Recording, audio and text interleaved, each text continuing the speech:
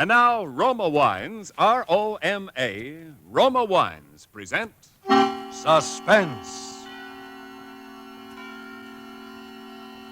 Tonight, Roma Wines bring you Robert Taylor in The House in Cypress Canyon, a suspense play produced, edited, and directed for Roma Wines by William Spear. Suspense, radio's outstanding theater of thrills, is presented for your enjoyment by Roma Wines. That's R-O-M-A, Roma Wines. Those better-tasting California wines enjoyed by more Americans than any other wine. For friendly entertaining, for delightful dining. Yes, right now, a glassful would be very pleasant, as Roma Wines bring you Robert Taylor, star of Metro-Goldwyn-Mayer's Undercurrent, in a remarkable tale of suspense.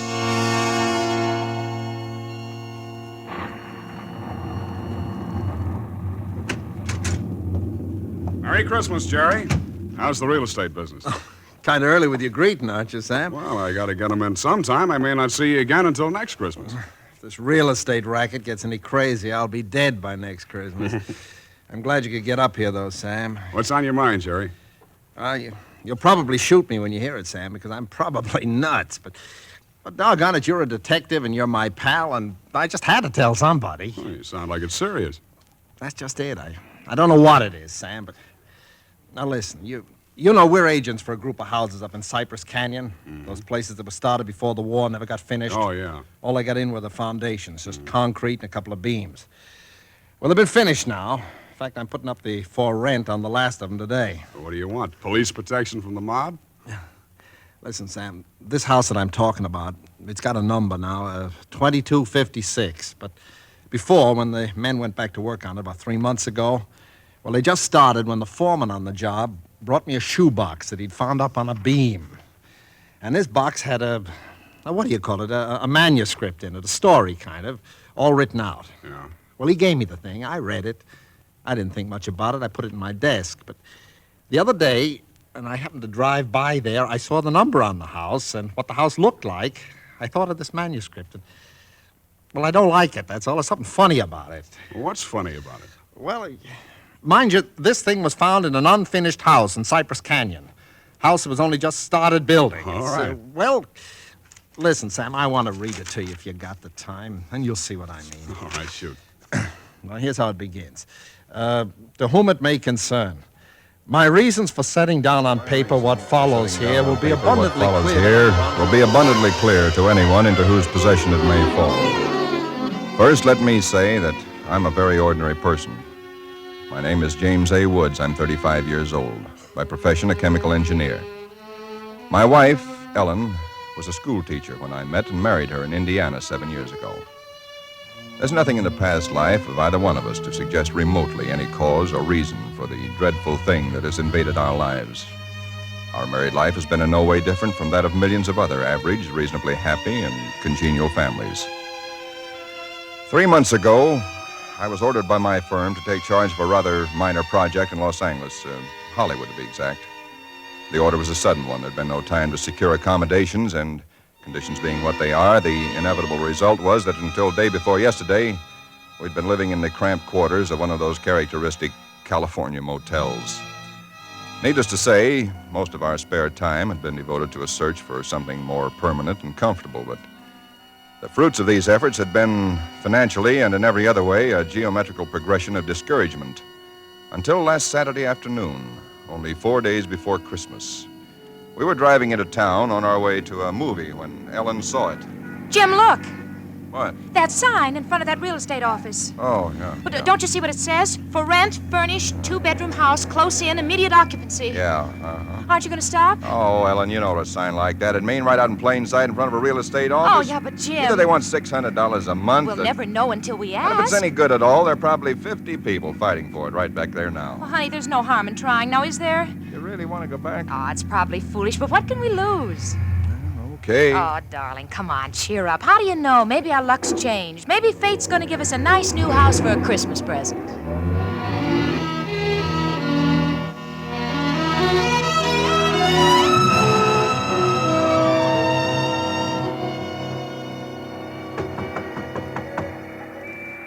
Come in. Oh, we're sorry to bother you, but we just happened to see that for rent sign outside. Oh, and, yeah, I hung it outside just this minute. Is the house available? Why, sure it is. Let me introduce myself. My name is James A. Woods, and this is my wife, Ellen. How to do? Wow. Looks like it's fixing to rain. Yes, so it does, doesn't it?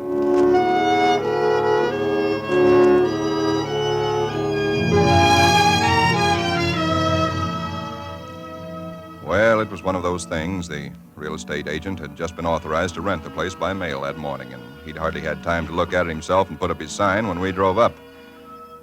It was just an ordinary little California house about halfway up Cypress Canyon, number 2256. Just an ordinary, undistinguished little house. The agent didn't know much about it. Construction on it had been stopped by the war, and it had just been completed and furnished lately. Been vacant while somebody's estate was being settled, and now it was owned by a bank in Sacramento. Of course, we didn't Got care this about key all in the that. mail along with the authorization to rent. Only one there is. Of course, you can have duplicates made. Yeah, seems to stick a little. Oh, no, there it is. Doesn't sound as though that door had ever been opened. Well, a little oil on the hinges will fix that, all right. Oh, sure. Now, here's your living room. Furniture's a little dusty, of course. You got to expect that. It's good furniture, though, you see? Benson Brothers. Yes, Now, over here's a little den. Panel, you see? Radio, fireplace. Really a very attractive little room, particularly for a man. Uh-huh, yeah. Now, the bedroom's off the living room here. Everything's all on one floor, you understand? It's quite nice, I think. Yes. You can see you get the morning sun here. There's a view of the canyon through these front windows. You got cross ventilation. That's about all there was to it. It wasn't the best place in the world. It was small and badly built, but what would you have done? We took it with as little inspection as that. It was the Saturday before Christmas. And the very same evening, we were struggling up the steps from the road with suitcases and boxes and armloads of clothes and all the endless bric-a-brac that people collect and never know they have until they move. Ellen began unpacking, and I began moving things around and taking the worst of the pictures off the wall, doing all the little things that everybody does when they move into a new place and try to give it something of their own Don't be personality. such a sour puss. You know, it's a roof over our heads for Christmas. That's more than we ever thought we'd get, isn't it? Now, what in the world are we going to do with those two pictures? Why don't we just leave them where they are? Jim, we can't. They're too awful. Well, all right, put them in the closet then. I can't. Both the closets are jammed full. No, I mean the other one in the little alcove off the den. At least there's a door there. I suppose it's a closet. I Yeah. don't know.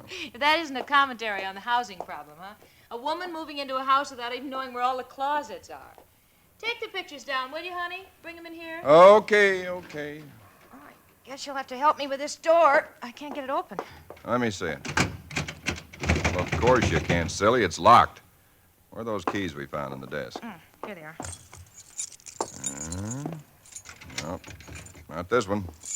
Sure, this one won't work. No. Feels like an awful solid door for a closet. Oh, and that's one solid door in the house.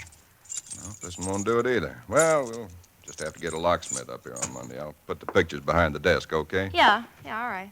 Jim, if you could just help me move this armchair, huh? Oh, Ellen, will you let it go until tomorrow? You know what time it is? Oh, but honey, I'd like to get the place looking just a Yeah, little but it's bit. almost midnight. In fact, it's exactly... What was that? Tomcat, I guess, out in the brush somewhere. Sounded near. Hope that doesn't go on all night. Well, there's much we can do about it. Come on, Ellen. I'm dead tired. All right, Jim, all right. Where'd you put the toothpaste, honey? It's right in the medicine cabinet. Oh, yeah. Jim, we ought to get some firewood tomorrow. You know, a fire in that living room would make all the difference in the world. Can't. Sunday. Well, Monday then. Jim, I think red curtains are what we need, don't you? Mm-hmm. You know, just at least for the living room. Anyway, the ones in there now have just got to come down. Yeah, I suppose they do. What do you think of red? Well, I guess it's all... Jim, It's some tomcat. Jim, it sounded in the house. Oh, now, how could it be in the house, Ellen? We've been over every inch of the house. Except that closet. Now, how could a cat or anything else be in a closet that's been locked up for over a year? don't know. It's probably under the house. A wildcat or mountain lion or something. I hear they have them in California. Jim, I don't like Well, it. neither do I like it, but there's nothing we can do about it tonight. Well, maybe we ought to call somebody, the police or some don't neighbor. be silly, Ellen. You act like a kid. Come on, let's go to bed, huh? All right, I suppose it is silly. Jimmy, did you lock the door? Yeah. Can I turn out the lights now? Yeah. All right. Good night, Ellen. Sleep tight. Good night, Jim.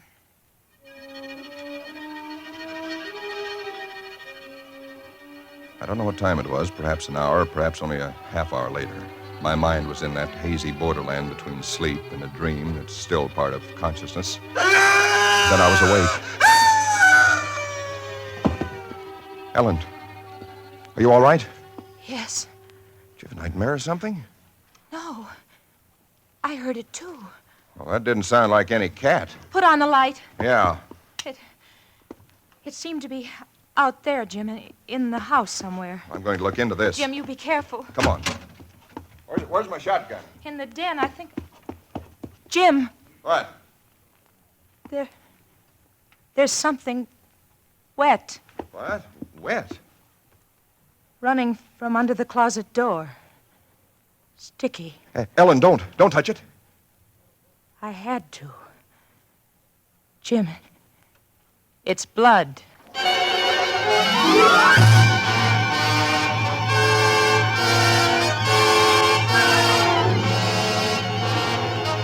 For Suspense, Roma Wines are bringing you Robert Taylor in the House in Cypress Canyon.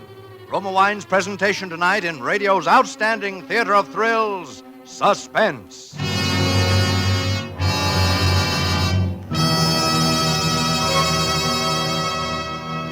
Between the acts of Suspense, this is Ken Niles for Roma Wines. These days before Christmas are busy ones indeed, yet smart hostesses everywhere find time for shopping and distinguished home entertaining later. The secret? Magnificent Grand Estate wines. Presented by Roma, America's greatest vintner, Grand Estate wines add distinction to your hospitality on a moment's notice. Make your holiday welcome, effortless, and in perfect taste. The brilliant clarity, full fragrance, and mellow taste of Grand Estate wines please discriminating people everywhere. For Grand Estate wines, limited bottlings by Roma, are born of choicest grapes, then patiently guided to superb taste richness by Roma vintner skill, necessary time, and America's finest winemaking resources. Delight your guests with Grand Estate California wines for entertaining, medium sherry, ruby port, or golden muscatel. For dining, Burgundy or Sauterne. So insist on Grand Estate wines and enjoy the crowning achievement of vintner skill. And now, Roma Wines bring back to our Hollywood soundstage Robert Taylor as James A. Woods, with Kathy Lewis as his wife Ellen, in the House in Cypress Canyon. A tale well calculated to keep you in suspense.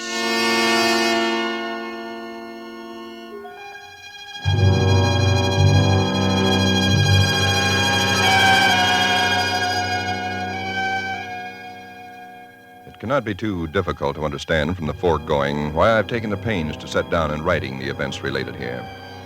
To find in one's newly rented house a closet which cannot be opened is in itself certainly no great cause for alarm. But to be awakened in the stillness of the night by unearthly cries within that house, to find oozing from under that closet door something that is unquestionably blood, that's another matter. Perhaps others might have been braver than we. Suffice it only to say that we got out of the house in something very close to a panic, and only returned when we had the moral support of two stalwart Los Angeles policemen. You just moved in here, you say? That's right, officer. You can see we're still unpacking. And the place has been empty right along before that? Yeah, I don't know much about that part of it. You could check all that with the real estate agent, though. Well, where is this closet? Oh, it's right in here, officer. And the blood is... Where? Where's the blood? Jim? Officer, I swear to you, there was blood on the floor less than an hour ago. I saw it. Uh-huh. It was running out from under that door. We heard that noise, and we got up, and then we saw it. The door was locked. Locked, huh? Oh, no, Well, it seems to be all right now. Hey, you folks aren't trying to be funny, are you? isn't there anything in it? No, ma'am, there is not. Look, officer, we're reputable people. You can call my firm. They'll tell you all about me. There's nothing wrong with this closet.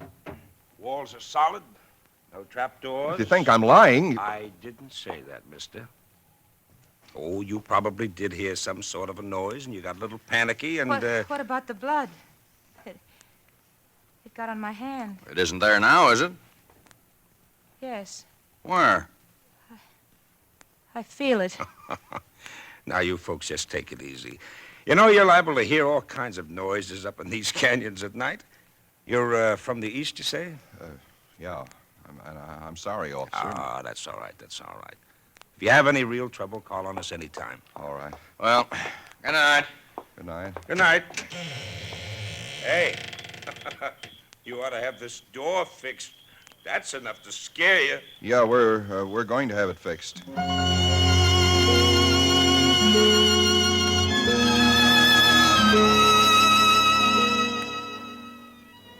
We didn't say much about it after that. There wasn't much that could be said.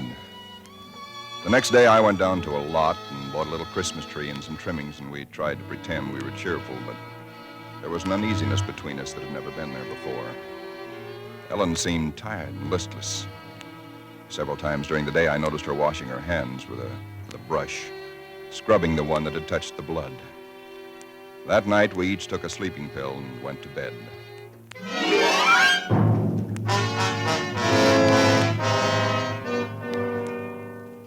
It was sometime after midnight when I was suddenly wide awake and staring into the darkness. In some way, I knew at once and instinctively what had awakened me. Ellen was not in her bed nor in the room. The nameless thing I feared gripped at my heart until I could scarcely breathe. I opened the bedroom door and started through the house, putting on every light that I could find. There was not much to search, but I searched thoroughly. The living room, the kitchen, bathroom, den, even the garage. And all the time, the dread of looking where I knew at last I must look. For I think I knew from the very first time where I'd find her. It must have been a full minute that I stood before that closet door. Then, I opened it. She stood there rigid, her arms at her sides, the fingers extended like claws. Her hair was over her face, her eyes stared out of it. Her lips were drawn back in a grin like an animal at bay. For a moment, I was frozen with the horror of it. I stretched out my hand. Very deliberately, she turned her head and sunk her teeth until they met into the flesh of my forearm. I'd raised my hand to strike at her, but already she'd relaxed her hold and gone utterly limp. She would have fallen unless I'd caught her. I carried her into the bedroom and laid her on the bed. Strangely, at that moment, my only thought was how I might revive her. Until I saw that it was not a faint, but a sleep that she'd fallen into. A sleep as deep and heavy as though she'd been drugged. And so I left her. But for me, that night, there was no sleep.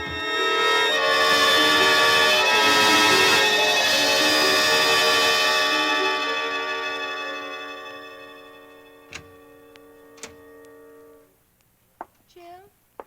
Yes, Ellen? What are you doing up so early? Oh, I got a little restless. I'd make some coffee. Oh. Oh. I had the most wonderful sleep. And I feel so rested. Do you? Mm-hmm.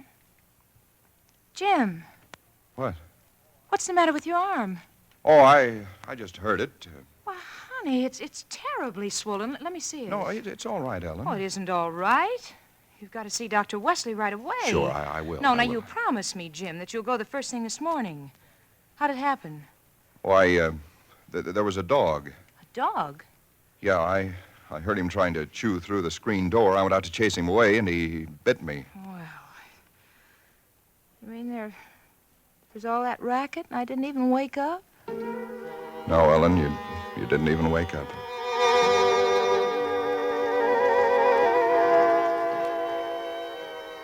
It was clear to me that Ellen knew nothing of what had transpired the night before.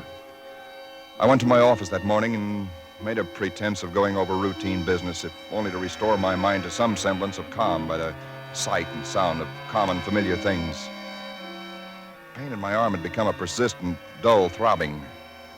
I made a late appointment with Dr. Wesley. He treated my arm with something of an arched eyebrow, and he said, Well, I've never seen anything quite like it before. That is such a rapid onset of infection.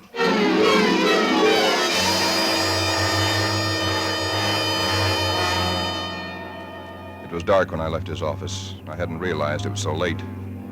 Driving home, my car seemed sluggish until I saw the needle on the dashboard and realized that I was pushing it to the utmost of its speed. And I was racing home to prevent something before it was too late, before the darkness had conspired against me. For somehow I already knew with certainty that it was the darkness and the night that I had to fear. The curves of the canyon seemed endless. And then the cold fear leaped up inside me. My house, too, was dark. I went slowly up the stone steps from the road, looking, praying for some sign of light or life. There was none. The house was empty. Ellen was gone. I looked with the same self-torturing thoroughness, and in that closet first of all, knowing as I did so that it was hopeless. And so, alone in that empty house, I waited, powerless and helpless now, deadened in thought and will, empty as the house itself, save only for the overwhelming sense of a terrible foreboding. It was sometime in the early hours of the morning, and I snapped on the radio, shortwave. Why? Surely a minor question now. I only know that I did. And then I heard it. Car 58, car 58, go to Laurel Canyon, the 4000 block. A report that a man has been injured or attacked. Condition thought to be critical. Ambulance will follow. That is all. I was there almost before the police, edging my way through the little crowd, staring down at the man lying there in his white uniform under the streetlight. Yeah, the milkman, poor guy. I heard him scream, but when I got here, he was just like this. There's nothing on his stand back, stand back. Please stand back. Well, you again. I heard it on the radio. I lived just down the road. Yeah, I remember. What happened? Well, take a look. Maybe you can tell us. He was dead. And he was lying on his back.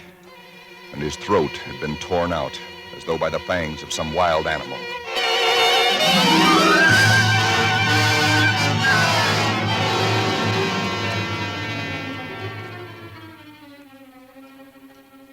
It is now Christmas Eve, or rather Christmas morning, for it's a little after midnight. I've been waiting here in the stillness of this empty house for nearly 24 hours, waiting for the end. Already once tonight I've heard that dreadful wailing cry somewhere in the hills. I've nailed up the closet door, but that I know is childish and useless. My arm is horribly swollen and turning black, but that's nothing. It's another end that I foresee, as surely as other men foresee the rising of the sun. I hear the cry again. It's nearer now. I shall leave these notes in a sealed envelope and put it in a shoebox, in the hope that someone will give credence to these dark and terrible events, if indeed such nameless horrors can ever yield to mortal understanding. As for myself, I feel no longer any fear or even sorrow, only a desire that the end and the thing that I must do may come soon. And it will be soon, I know. Yes, for there is someone at the door.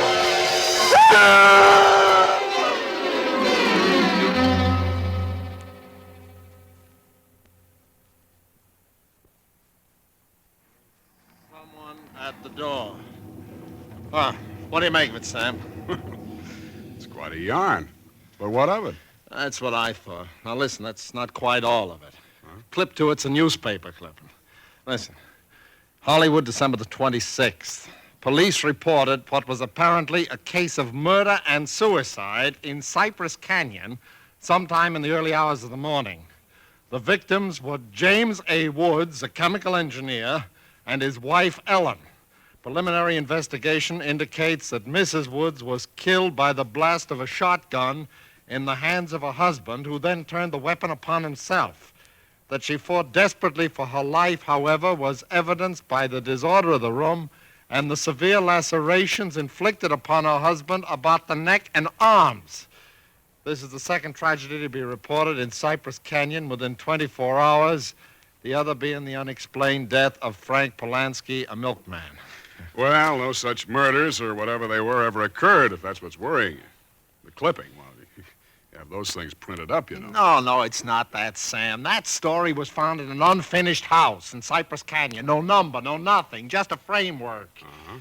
Now that house is finished. When I drove by it today, well, that's what stopped me, Sam, because it all fits. Now that it's finished, it is the house in the story, the same construction, the same vines and creepers on the lawn, even the same number. So what, a guy who knows roughly what this house is going to be like writes a yarn and loses it or something? Did he know the place was going to be listed for rental today, the Saturday before Oh, Christmas? Jerry, coincidence. Two bits you find the guy next door is a ghost story writer or something, and he's been wondering for a year what happened to that thing he wrote. Okay, coincidence. Well, I'm sorry I bothered you, Sam. Don't be silly. I liked it. It's a good yarn.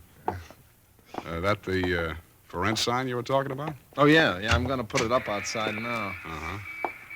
Well, so long, Jerry, and Merry Christmas again. Yeah, well, thanks, Sam. I guess I was kind of silly, all right. Huh? Listen, when a guy named, whatever it is, Woods, with a wife named Ellen, comes in to rent that place from you, then you can start worrying. Yeah. Well, so long, Sam. So long, Jerry. Come in. Oh, we're sorry to bother you, but we just happened to see that for rent sign outside. Well, yeah, I hung it out just this minute. Is the house available? Oh, sure it is. Let me introduce myself. My name is James A. Woods, and this is my wife, Ellen. How do? Wow. Looks like it's fixing to... Yes, it does, doesn't it?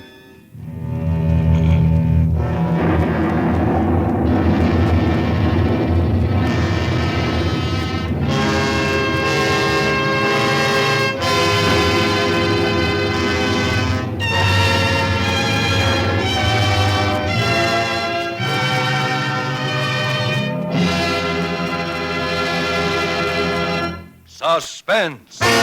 Presented by Roma Wines, R-O-M-A, Roma Wines, selected for your pleasure from the world's greatest reserves of fine wines. Tonight's show marks the third birthday of Suspense on the air, and this is Ken Niles asking our star of the evening, Robert Taylor, to help us celebrate. Why didn't you tell me before, Ken? If I'd only known, I'd have baked a cake. Well, Bob, all Suspense parties are surprise parties. As an old hand on suspense, you know that in our plays, the tables are usually turned on the star. So tonight, although it's our birthday, we're going to give you a present.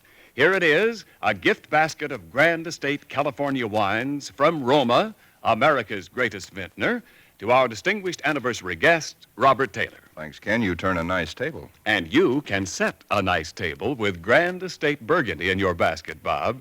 For Grand Estate Burgundy means rare dining pleasure, adds memorable distinction to holiday dinner. Even everyday meals are outstanding in taste when Grand Estate Burgundy is served. Yes, all Grand Estate wines presented by Roma are limited bottlings of outstanding taste excellence. That I know about Grand Estate wines, Ken. But did you know that for Grand Estate wines, Roma selects only the choicest grapes? Then the ancient skill of Roma master vintners, necessary time, and America's finest winemaking resources guide the cuvée of this grape treasure to rich taste luxury. That's why discriminating wine users everywhere look to Grand Estate wines as the crowning achievement of vintner skill. Reason enough. And now, Ken, who's all set to star on Suspense next Thursday? It's that very wonderful actress and wonderful girl, Miss Susan Peters.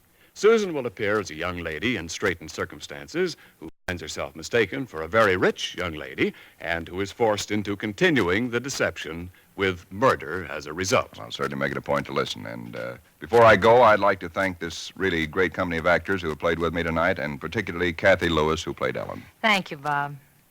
Tonight's original suspense play was written by Robert L. Richards. Next Thursday, same time, you will hear Miss Susan Peters as star of Suspense.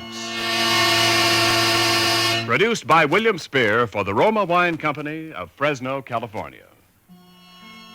This is CBS, the Columbia Broadcasting System.